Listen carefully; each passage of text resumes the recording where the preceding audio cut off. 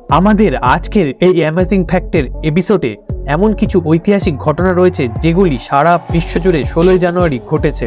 2021 সালের আজকের দিনটাতেই ভারতে কোভিড-19 বিরুদ্ধে প্রথম টিকাকরণ কর্মসূচি শুরু হয়েছিল এবং 2022 সালে বিশ্বের 1 নম্বর টেনিস খেলোয়াড় নোভাক জোকোভিচ অস্ট্রেলিয়ান সরকার তাকে করোনা ভাইরাসের বিরুদ্ধে টিকা না নেওয়ার জন্য নির্বাসিত করেছিল। 1938 সালের আজকের দিনেই বিখ্যাত বাঙালি সাহিত্যিক শরৎচন্দ্র চট্টোপাধ্যায়ের মৃত্যু হয়েছিল। তার বিখ্যাত রচনাগুলির মধ্যে অন্যতম হল দেবদাস, মহেশ এবং শ্রীকান্ত।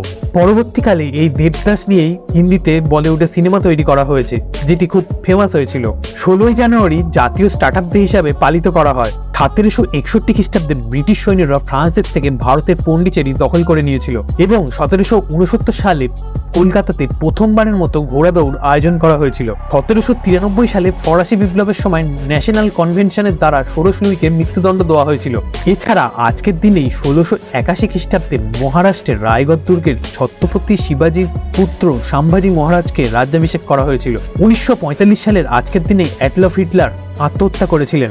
1920 সালের আজকের দিনে লিগ অব নেশন, যাদের প্রধান লক্ষ্য ছিল বিশ্বে শান্তি বজায় রাখা, প্রথমবারের মতো প্যারিসে তাদের প্রথম সভা অনুষ্ঠিত করেছিল।